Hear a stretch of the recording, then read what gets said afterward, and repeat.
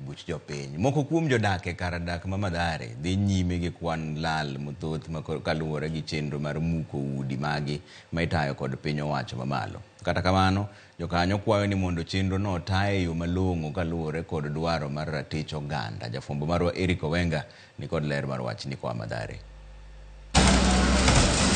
Tinga mar Omeko podi ne onyonore alwora ma Kosovo e kadak ma Mathare. Oganda ma yande odak e Dhaura kendo ne paro ni tony kinde koth mapek ne ok nyal geng'o pi wang'gi kaluwore kod kaka kuonde jot magi ne idhanjo gi tinga. Mary Kanyuri higa mokalo ne olalo ode alwora ma Portland manie Mavoko e kaunti ma Machakos dweche 8 bang' biro chako dak Kosovo kae kendo midhiero mar muko udi ne ojuke. Hapa kuligawa na serikali siku ya Moi, wazazi wetu ndio walipewa huku.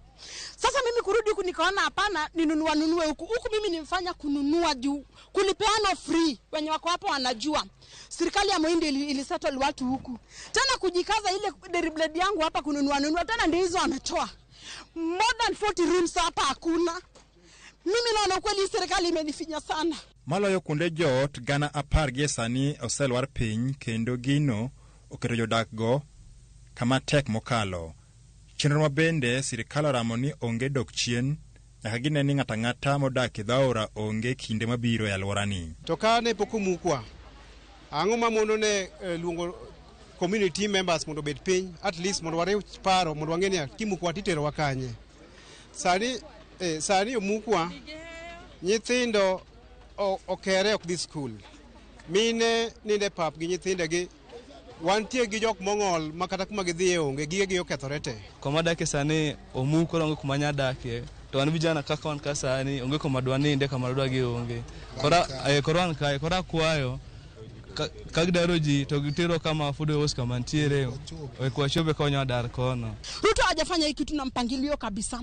Hizo 10,000 nasikia akisema zimepewa watu wadogo sana, ni kama watu wake ndio walizipata. Mwanzo hapo tukiuliza watu hajapata hizo 10,000, hata mkiuliza ni kilio tu. Kata kamano chenro mar muko udino ne obedo hayuni rowere maneni alworani ne giriwore ka gikwanyo mabede moti ya wiye mana kaka ne gilwar piny. Kaluwore kod kaka chenro ni osebedi ka itayo, piny owacho osebedo ka iseyo ka isunde ni gidewo jopiny kinde chenro makamano. Riwruok mochung'ne kendo ratich oganda mar Kenya Human Rights Commission ne ohum ni oganda ahinya to mine kaachiel gi nyithindo gi sani kale matek. Onego bed ni goli ot titeri kumi nyalo dakie yo malong'o kaka dhano. Wach human being nyaka warang ngimagi. To wacho kaka Kenya Human Rights gino onego bed ni time in a humane way.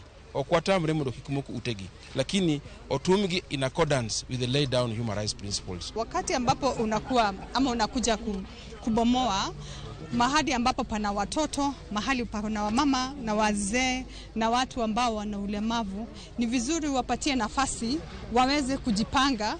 Shilingi 10,000 sio pesa ya kupanga maisha. Nakwambia already watu walikuwa affected na floods. Floods nazo zilibeba kila kitu. Nyumba, kila kitu mtu alipoteza. Sasa nikikwambia na kupatia 10,000 alafu nakuza kukubomolea maisha, hakuna kitu 10,000 inasaidia mtu.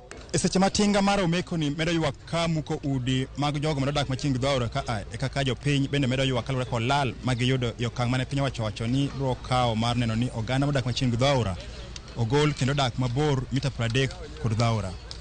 Eric Owenga, Ramogi TV, Mathare, Nairobi County.